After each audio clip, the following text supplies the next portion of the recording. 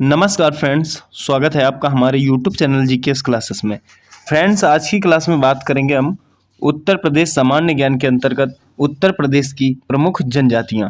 किसकी बात करेंगे फ्रेंड्स? तो उत्तर प्रदेश की प्रमुख जनजातियों की बात करेंगे। इसके अंदर सबसे पहले हम उत्तर प्रदेश की जनजातियों का इतिहास समझेंगे कि कितनी जनजातियां सबसे पहले उत्तर प्रदेश में थीं, उसके बाद कितनी और जनजातियां मिलाई गईं।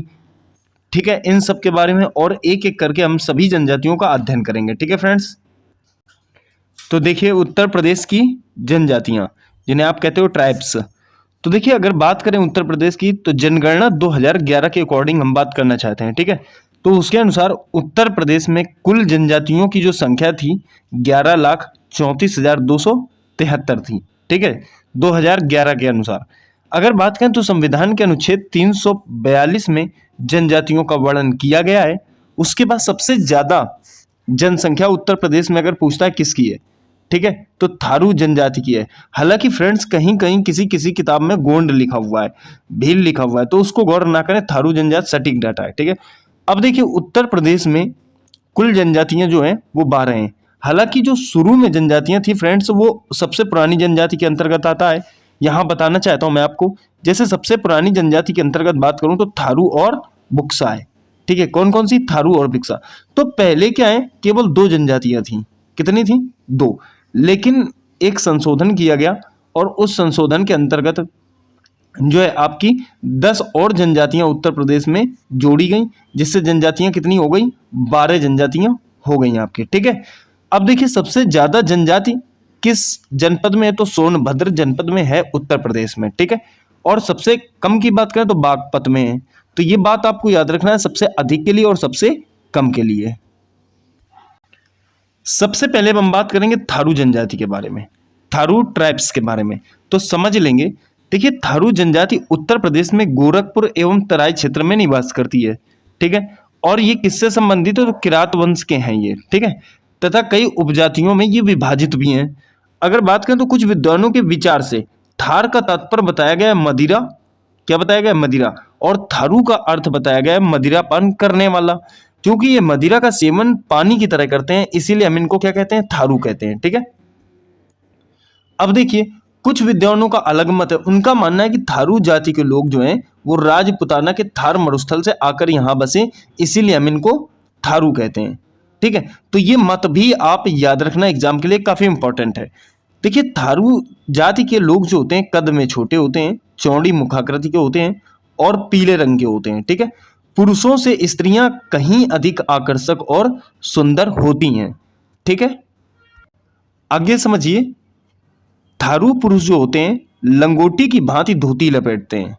ठीक है, और बड़ी चोटी रखते हैं, जो हिंदुत्व का प्रतीक होता है। किसका प्रतीक होता है? हिंदुत्व का प्रतीक होता है। थारू जो स्त्रियां होती हैं लहंगा, ओढ़नी, चोली, बूटेदार कुर्ता पहनना पसंद करती हैं। ठीक है, थारू जाति के लोग अपना घर मिट्टी और ईंटों का नहीं बनाते हैं। इनके मकान जो होते हैं लकड़ी के लट्ठों और नरकुलों के द्वारा बनाए जाते हैं।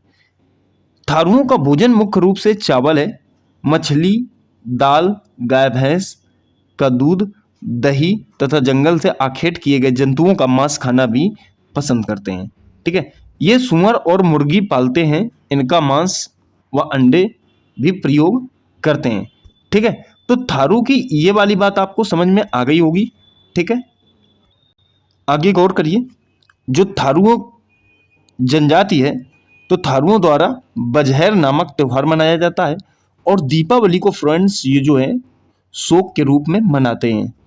थारू जनजाति द्वारा होली के मौके पर खिचड़ी नृत्य किया जाता है। थारू जनजाति के लोगों में बदला विवाह प्रथा तथा 3 टिकटी विवाह प्रथा जो है प्रचलित है। थारुओं में जब दोनों पक्ष शादी के लिए सहमति बना लेते हैं, तो उसे कहते हैं फ्रेंड्स पक्की पोड़ी। क्या कहते हैं? पक्की पोड़ी कहते हैं। ठीक है, उत्तर प्रदेश की अगर बात करूं तो 2 अक्टूबर 1980 को थारू विकास परियोजना आरंभ की गई। ठीक है, आगे बात करेंगे अब हम बुक्सा जनजाति। किसकी? बुक्सा जनजाति। इसे भोक्सा जनजाति के नाम से भी जाना जाता है। ये बात आप याद रखिएगा, ठीक है। भोक्सा जनजाति भी इसे कहते हैं। तो जैसे बात करेंगे, बुक्सा जनजाति अथवा भोक्सा जनजाति उत्तर प्रदेश के बिजनौर जिले में छोटी छोटी ग्रामीण बस्तियों में निवास करती है, ठीक है।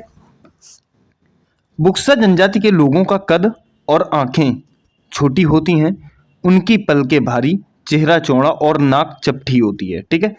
कुल मिलाकर इनका संपूर्ण चेहरा जो होता है वो चौड़ा ही दिखाई देता है, ठीक है।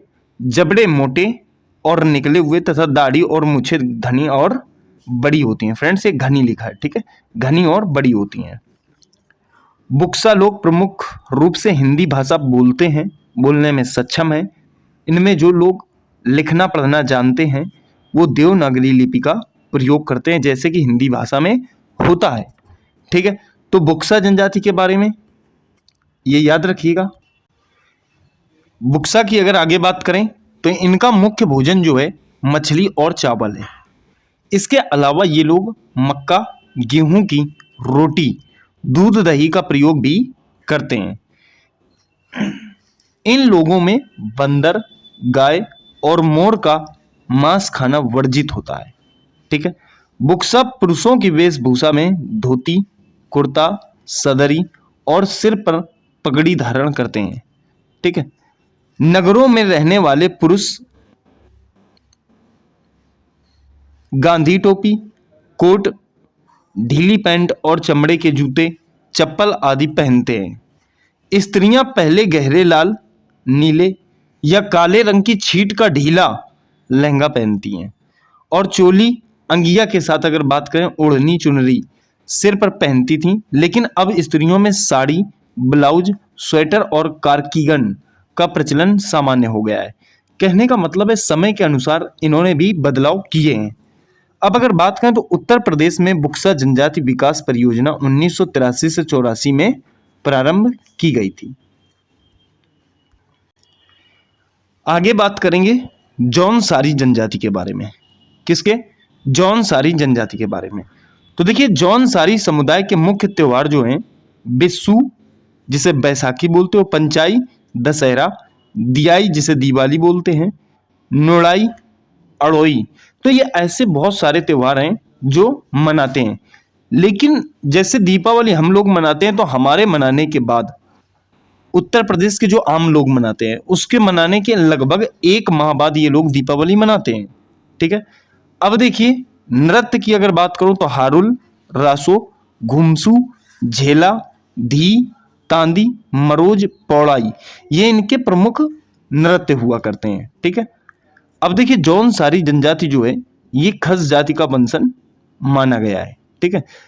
क्वेश्चन पूछता है कि जनजाति जो है आपकी जौनसारी जनजाति जो है किस जाति का वंशज है, तो खस जाति के वंशज माने गए हैं। अब देखिए, आगे बात करेंगे माही गिर जनजाति के बारे में। किसके बारे में? माही गिर जनजाति के। तो जैसे माही गिर की बात करें तो माही गिर आदिवासी उत्तर प्रदेश के बिजनौर जिले के नजीबाबाद क्षेत्र में निवास करते हैं। कहां? तो नजीबाबाद क्षेत्र में निवास करते हैं। माही गिर की अगर बात करें तो माही गिर जनजाति मछुआरे हैं तथा उन्हीं से अपना संबंध बताते हैं। इस जनजाति के लोगों ने इस्लाम धर्म को अपनाया है। किसको? तो इस्लाम धर्म को अपनाया है। माही गिर जनजाति अपने ही समुदाय में विवाह करते हैं। इनका जो मुख्य व्यवसाय होता है, क्या मुख्य व्यवसाय होता है? वो मछली पकड़ना होता है। ये मुख्य रूप से मछली पकड़ने का काम करते हैं, ठीक है। इस जनजाति में शिक्षा का बहुत ही अभाव है, ये भी ध्यान रखना। तो फ्रेंड्स, इसमें से क्वेश्चन बहुत सारे बनते हैं कि जैसे इस जनजाति के लोगों जो है किस धर्म को मानते हैं, या इनका व्यवसाय क्या है, ठीक है, या शिक्षा किस जनजाति में सर्वाधिक कमी है, या फिर ऐसा भी पूछ सकता है कहाँ निवास करते हैं, ठीक है। देखिए, बात करेंगे खरवार जनजाति की, खरवार ट्राइब्स, ठीक है। तो उत्तर प्रदेश के मिर्जापुर जिले में खरवार जनजाति निवास करती है। इनका मूल क्षेत्र जो है बिहार का पलामू और 18 हजारी क्षेत्र है। खरवार जाति के लोग साधारणतः टेहुन एक धोती, बंडी एवं सिर पर पगड़ी पहनते हैं तथा स्त्रियां साड़ी पहनती हैं। इनके आभूषणों में हैकल, हंसुली, बाजूबंद, कड़ा, नथनी, बरेखा, गुरिया या नंगा की माला, ठीक है, जिसे आप नग बोलते हो, ठीक है ना, मुख्य होती है। ठीक है, अगर बात करूं इनकी तो खरवाड़ जनजाति जो है ये मुख्य रूप से हिंदू धर्म के रीति रिवाजों का पालन करते हैं। खरवाड़ जनजाति के लोग मांसाहारी और शाकाहारी दोनों प्रकार के होते हैं। देखिए, नीलांबर एक स्वतंत्रता सेनानी थे।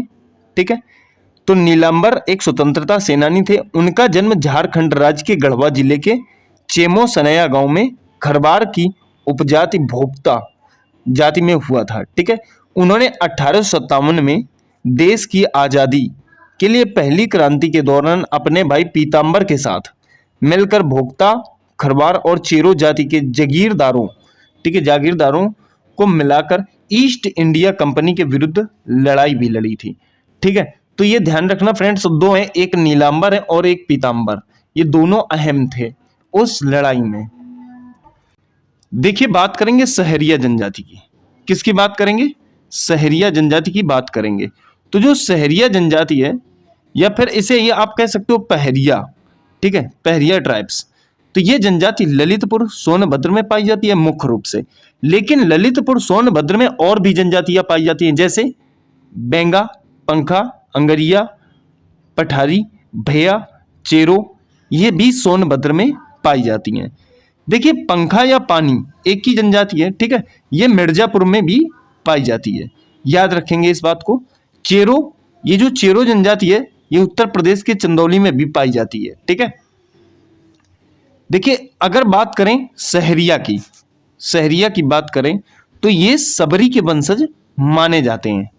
ठीक है फ्रेंड्स, ये बात आपको ध्यान रखनी है। देखिए, कुछ जनजातियां ऐसी हैं फ्रेंड्स जिनमें डिटेल तो नहीं बता रहा हूं, पर वैसे पूछे जाते हैं कि ये कहाँ निवास करती है। अब देखिए, जैसे गोंड की बात करें तो गोंड का जो उत्तर प्रदेश में इसका फैलाव है वो काफी है, जैसे वाराणसी, मिर्जापुर, सोनभद्र, महाराजगंज, सिद्धार्थनगर, बस्ती, गोरखपुर, देवरिया, मऊ, आजमगढ़, जौनपुर, बलिया, गाजीपुर, इन जनपदों में जो है आपकी गोंड जनजाति पाई जाती है। देखिए, खारवाड़ बात करें या खैरवाड़ बात करें, ठीक है, तो ये वाराणसी, देवरिया, बलिया, गाजीपुर और सोनभद्र जनपदों में पाई जाती है। ठीक है, फिर बैगा की बात करें तो सोनभद्र जनपद में पाई जाती है भारी मात्रा में। कौन? तो बैगा। ठीक है, फिर देखिए पंखा या फिर कह सकते हो पनिका, पानी, ठीक है, तो ये सोनभद्र और मिर्जापुर जनपदों में पाई जाती है। ठीक है फ्रेंड्स, आगे देखिए, अगर बात करूं मैं तो जैसे अगरिया, तो ये सोनभद्र जनपद में पाई जाने वाली जनजाति है। पटारी की अगर बात करूं तो ये सोनभद्र जनपद में पाई जाती है। चेरो की बात करूं तो सोनभद्र और वाराणसी जनपदों में भारी मात्रा में पाई जाती है। देखिए, भुइया या भुनिया ये भी आपकी सोनभद्र में पाई जाती है। ठीक है फ्रेंड्स, तो ये किसके थी? ये यूपी की ट्राइब्स थी। कहाँ की? तो यूपी की ट्राइब्स थी, जो आपके एग्जाम में काफी मात्रा में पूछे जाते हैं, इसलिए मैंने आपको करवा दिया है। ठीक है फ्रेंड।